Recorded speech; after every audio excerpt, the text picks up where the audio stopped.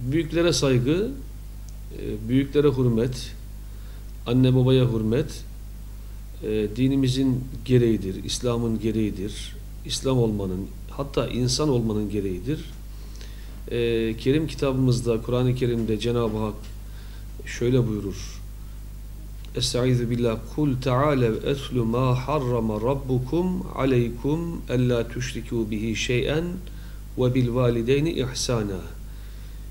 Gelin size Allah'ın ayetini okuyayım. Okuyayım mı? İşte nedir o? Ella tüşrikû bihi şey'en, Allah'a şirk koşmamanızı Cenab-ı Hak emrediyor. Ve bil valideyni ihsanen, ve anne babanıza saygı ve hürmet göstermenizi Allah emrediyor buyuruyor Kur'an-ı Kerim'de yüce yaratıcımız.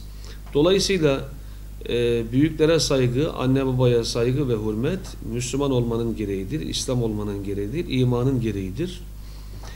Peygamberimiz Aleyhisselatü Vesselam Efendimiz de size büyük günahlardan haber vereyim mi diye bize sesleniyor.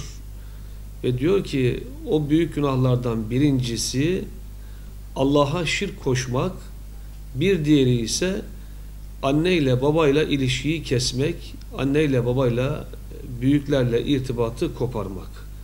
Şimdi her Müslüman anne babayı üzecek davranışlardan uzak durması gerekir. Büyüklerimizi üzecek davranışlardan uzak durması gerekir. Büyüklere hürmet, anne babaya hürmet dinimizin gereğidir. Kişinin cennetidir büyüklere hürmet göstermek, anne babaya hürmet göstermek. Biz bu dünyada varlık sebebimiz anne babamız ve büyüklerimiz. Anne babaya bakmak hem dini hem de insani bir görevdir, insani bir vazifedir. Anne baba Müslüman olmasa bile saygıya layıktır.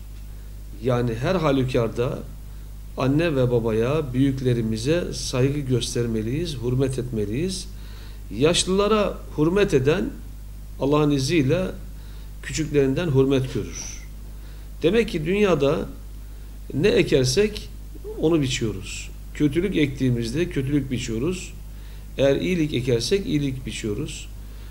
Anneye babaya hürmet edersek, onlara saygıyla yaklaşırsak, büyüklerimize hürmet eder, onların gönüllerini yaparsak, çocuklarımız da, bizden sonra gelecek nesiller de bize hürmet edecekler, bizi saygıyla karşılayacaklar.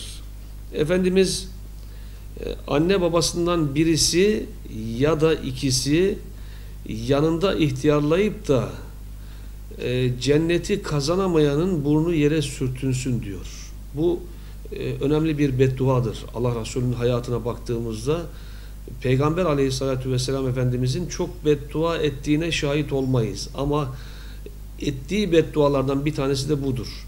Yani anne babası sağlığındayken yanında ihtiyarlamış olan ve buna hizmet ederek cenneti kazanamayan kimsenin Peygamber Aleyhisselatü Vesselam Efendimiz burnunun yere sürtünmesini söylüyor. Yani ne demek bu? Allah'ın rahmetinden uzak olsun demek.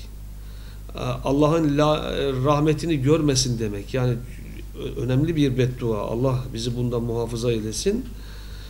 Tabii biz sadece kendi yaşlılarımıza hürmet etmeyeceğiz. Genelde yanlış bir algıya sahibiz. Kendi annemize, babamıza, kendi yakınlarımıza, kendi yaşlarımıza değil, toplumda herkese yaşlı olarak gördüğümüz, hürmete layık olan her yaşlıya hürmet etmek bizim insani görevimiz. Bırakın İslami görevimizi, önce insani görevimiz. Büyüklere saygı, küçüklere şefkat, biraz önce ifade ettim, İslam olmanın gereği, imani bir gereklilik.